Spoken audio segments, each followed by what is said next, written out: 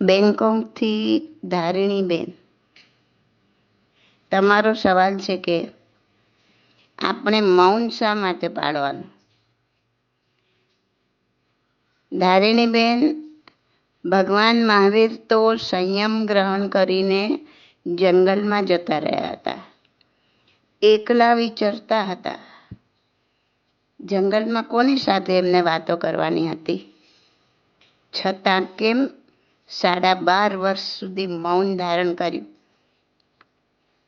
કોઈ પણ તીર્થંકર દીક્ષા લે ત્યારથી કેવળ જ્ઞાન પ્રાપ્ત ન કરે ત્યાં સુધી મૌન ધારણ કરે છે. જ્યાં સુધી કેવળ જ્ઞાન પ્રાપ્ત ન થાય, એટલે કે સંપૂર્ણ જ્ઞાન પ્રાપ્ત ન થાય ત્યાં સુધી મોઢું ખોલતા નથી.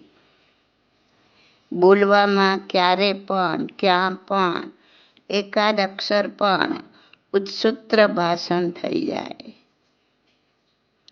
ઉચ્ચસૂત્ર ભાષણ થઈ જવાની સંભાવના રહે. જરા વિચાર કરો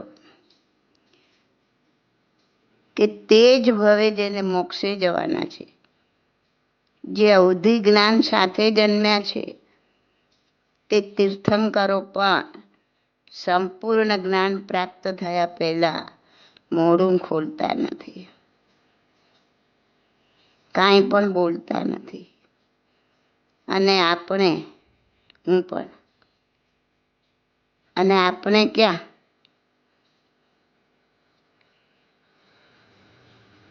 એક કરોડમો અંશ પણ આપણી પાસે એ જ્ઞાનનો નથી. છતાં થાલી ચણો વાગે ઘણો, એવી આપણી હાલત છે. આપણે જેટલું જલ્દી મૌન ધારણ કરી શકીશું, એટલો જલ્દી છૂટવાનો માર્ગ બનશે. મૌનથી સૌથી મોટો ફાયદો એ થાય છે કે મૃષાવાદ નામના પાપમાંથી બચી જવાય છે.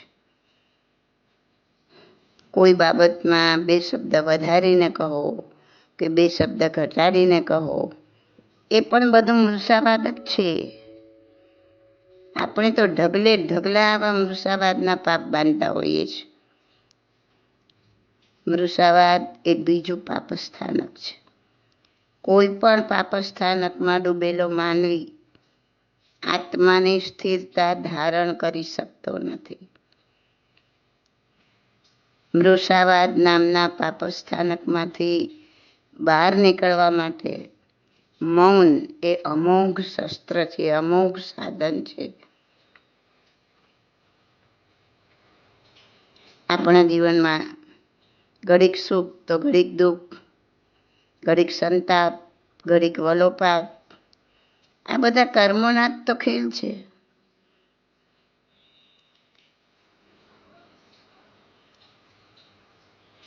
અનાધિકારથી કર્મો નચાવે તેમ આપણે નાચી રહ્યા છીએ. આ કર્મો બાંધનાર કોણ? આ કર્મો બાંધનાર 3 મહારથી: મન, વચન અને કાયા. જેવું તમે મનથી કાંઈ કર્યું કે વચનથી કાંઈ કર્યું કે કાયાથી કાંઈ કર્યું, કાંઈ હલનચલન કર્યું, મન, વચન કે કાયાથી જરા પણ કાંઈ હલનચલન થયું કે ઓન ધ સ્પોટ તરત જ આત્મા પ્રદેશોનું કંપન થાય છે.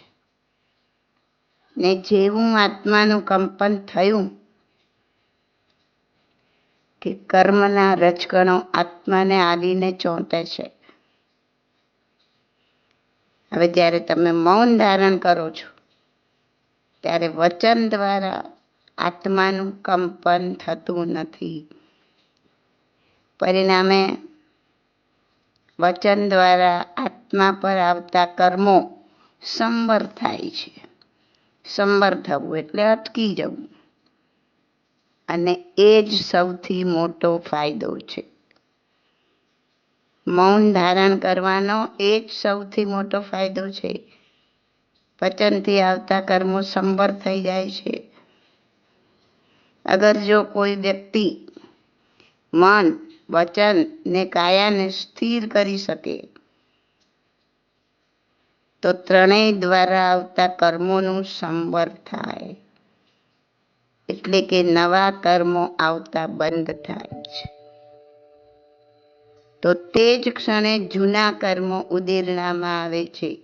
નવા નથી આવતા એટલે જૂના તરત ઉદીરણામાં આવશે, કારણ કે એના વગર આત્મા રહી શકે જ નહીં, ભાવ કરી શકે નહીં કર્મ વગર. નવા આપો છો ત્યાં સુધી જૂના શિલ્લકમાં પડ્યા રહે છે. જેવા નવા કર્મોને સંવર કરો કે જૂના કર્મ ઉદીરણામાં આવે છે. અને જો ક્ષમતા ભાવે આ ઉદીરણામાં આવેલા કર્મોને વેચતા આવડી ગયું ને તો આપણું કાર્ય સદાઈ જાય છે, તો બેડો પાર થઈ જાય છે. ભગવાન પણ જંગલમાં રહી મન, વચન, કાયાથી સ્થિર થયા, એટલે કે નવા આવતા કર્મોને સંવર કર્યા. એ કર્મો સંવર થવાથી જૂના અનંતા જન્મોથી ભરી રાખેલા કર્મો ઉદીરણામાં આવ્યા. એ કોઈ પણ સ્વરૂપે શરીર પર પ્રગટ થશે. બીજે જશે કે આ તમે મન, વચન, કાયાથી સ્થિર છો, તો ઉદીરણામાં આવેલા કર્મો કોઈ પણ સ્વરૂપે શરીર પર પ્રગટ થશે. એને જો ક્ષમતા ભાવે નિર્જરતા આવડી જાય તો મોક્ષે જવાનો માર્ગ બનશે. આ મૌન એ આધ્યાત્મિક જગતમાં કર્મ ખપાવવાનું અમોઘ શસ્ત્ર છે. જ્યારે ભૌતિક જગતમાં પણ કહ્યું છે ને, મૌન સર્વાર્થ સાધનમ, મૌનમ સર્વાર્થ સાધનમ. માટે વધુમાં વધુ સમય આર્ય મૌન પાળવું જોઈએ. તમે કહેશો વળી આર્ય મૌન એટલે શું? આર્ય મૌન એટલે અન્ય ઇન્દ્રિયોનું પણ મૌન.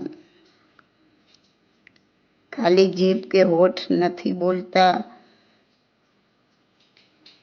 આંખો પણ બોલે છે, હાથની આંગળીઓ પણ બોલે છે, હાથ પણ બોલે છે, આંખોના ઈશારા પણ બોલે છે.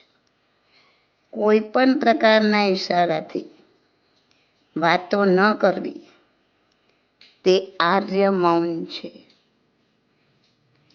ભગવાને 12.5 વર્ષ સુધી આવું આર્ય મૌન પાળ્યું છે. આપણે વર્ષમાં 12.5 દિવસ જો આવું આર્ય મૌન પાળી શકીએ તો જરૂર આત્માનો ઉદ્ધાર કરી શકીએ. This audio is by Subodhi Masalia. My contact number is 88500 88567.